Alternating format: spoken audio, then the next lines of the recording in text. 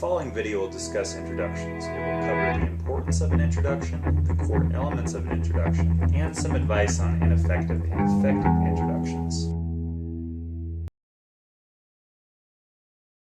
By capturing the reader's interest and pinpointing the significance and purpose of the essay, your introduction can orient the reader and set the tone for your paper. Well, that doesn't really quite work. It's not really engaging. Starting with my thesis is just too direct, and my reader they might feel bombarded by my paper and the ideas within it. So I should try to realize the truth here. There is no introduction here. Welcome to the introduction video. This is going to be so awesome. We're going to learn so many cool things today. Well, that doesn't do it either. It's not really the impression I want to give. I don't want to give this I'm a crazy person impression. Let's try this over again. Since the dawn of time, people have written introductions.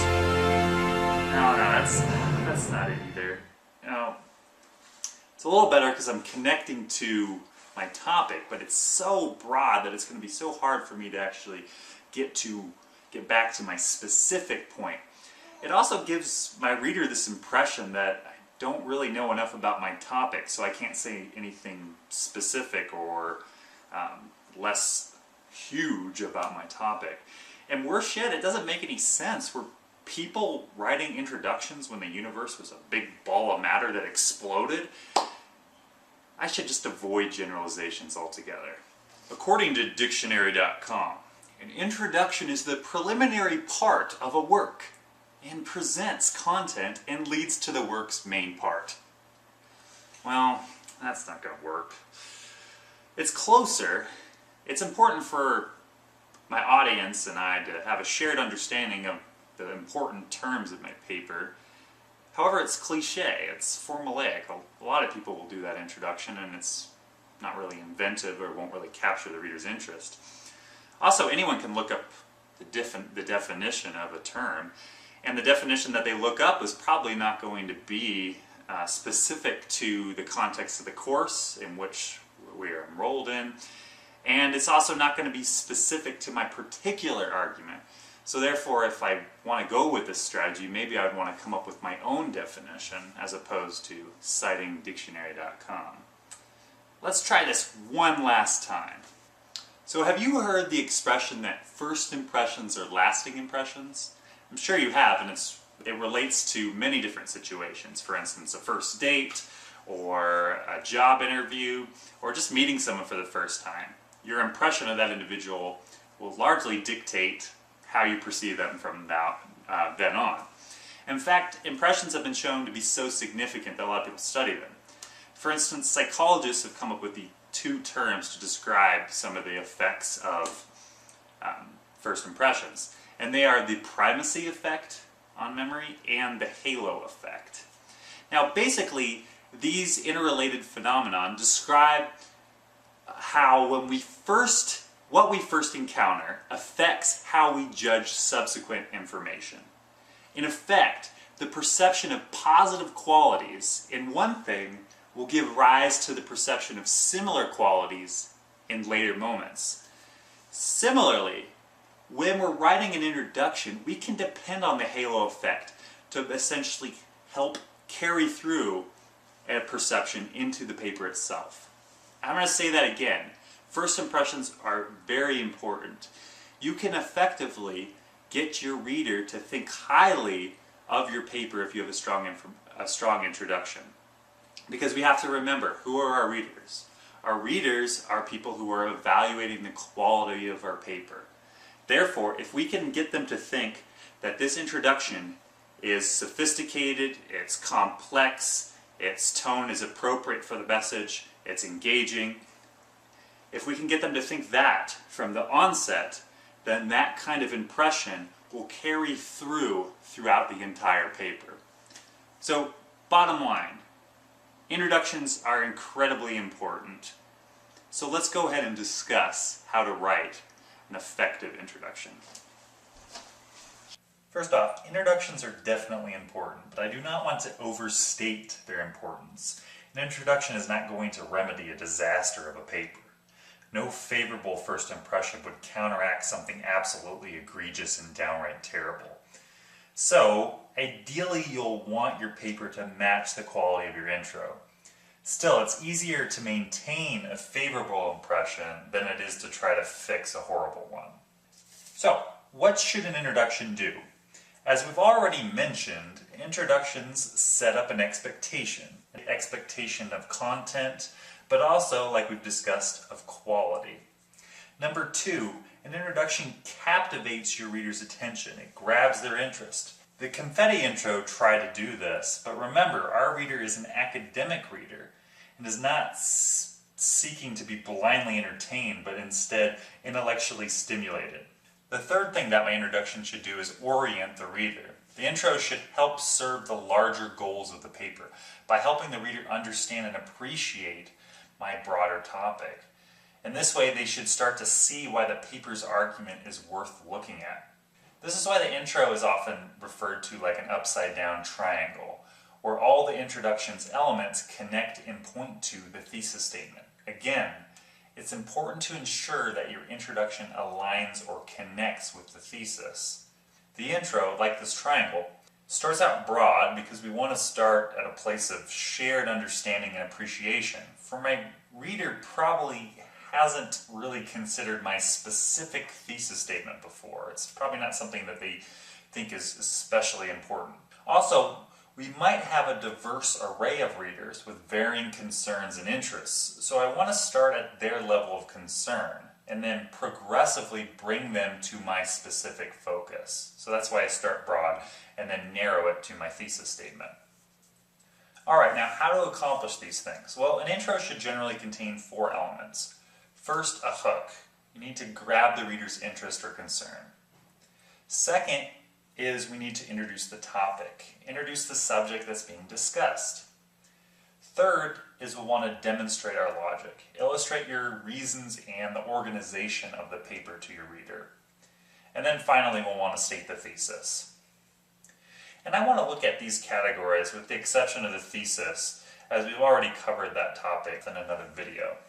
So the hook, something that grabs and secures the attention of our reader. How do we grab our reader's interest or concern? Well, first we need to know something about our audience. What do they care about? What do they value? We also need to keep in mind that academic audiences are not like a television and entertainment, for instance.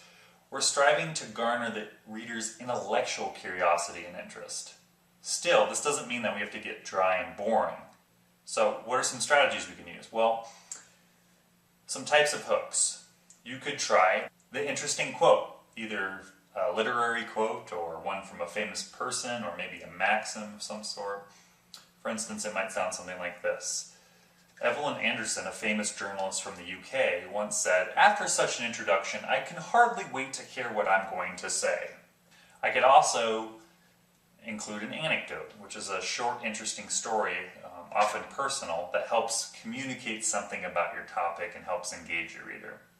Or I could include a metaphor. A metaphor is a powerful tool as human beings kind of think in metaphor. So I could start with some type of comparison that helps make my point. For instance, I could say something like, introductions are like movie trailers. They should attract attention and encourage the audience to want more. Or I could start my introduction with a surprising fact. I could include some information that would shock my reader and perhaps grab their interest. I might say something like, only 10% of papers turned into instructors have strong introductions. The fifth type of hook we could use is a provocative or thought-provoking question.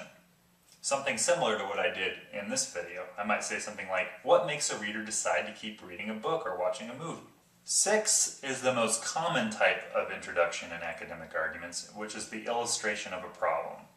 So for instance, I could state something like, when researchers pulled together their evaluations of student writing, they found that students with merely a strong introduction scored significantly better than students with more well-informed and complex body paragraphs. Clearly, a significant bias is present here. In this case, the illustration of a problem is a great strategy because it could help establish exigency. In other words, the intro helps the reader see the urgency and importance of my message and then compels them to read the paper. After we've engaged our reader's interest and intellectual curiosity, we want to introduce our topic so that my reader understands and appreciates my topic. In this way, the introduction serves to give our reader pre-understanding. Because without it, they might feel disoriented or confused or not see the importance of the topic. So this is where a lot of students have a lot of trouble. We know, for instance, that we should provide some kind of background information, but a lot of times students don't have a clear conception on why they're giving them background information. So, for instance, if we're writing a piece on Frederick Douglass, we might include some facts about Douglass, about his life, about his escape from slavery, etc. But this won't necessarily help the reader understand and appreciate the topic of the essay. For maybe the essay is mostly about pathos. Maybe this is just a pathos essay. And we are simply examining Douglass as a way to see how pathos works. Now, if that was the case, then my background about Douglass doesn't necessarily help serve my purpose, which is to explain pathos and explain how pathos is working in Douglass's work. So I need to be more discerning about connecting my background information to my specific point in my thesis statement.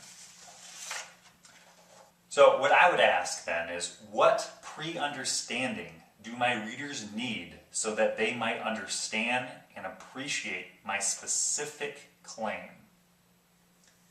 The last two things we should do are to illustrate our reasoning and the organizational structure of the paper, and finally to state the thesis. Since we have been writing short papers in this class, I've kind of lumped those two together. I've had you include your reasoning inside your thesis statement. Remember, when we were coming up with thesis statements, I asked you, what are you arguing? What's the thesis? And how will you prove it? What's your reasoning and organizational structure, which is also called methodology. The how question is oftentimes in longer papers is separated from the thesis. So if you had a particularly long paper, you might actually find 2, 3, or 4 sentences explaining the structure and the reasoning that will happen in the paper. Also, some papers, particularly these long papers, will often switch the order that we've laid out here. That is, the writer might state their thesis first, and then later on discuss the layout and reasons of the paper towards the end of the introduction. One last note I'll make is that not all introductions will be 1 paragraph long. In fact, for academic papers, you'll find that the majority of them are more than 1 paragraph long. Oftentimes, they are several pages long. So we need to have a more complex understanding of what introductions do.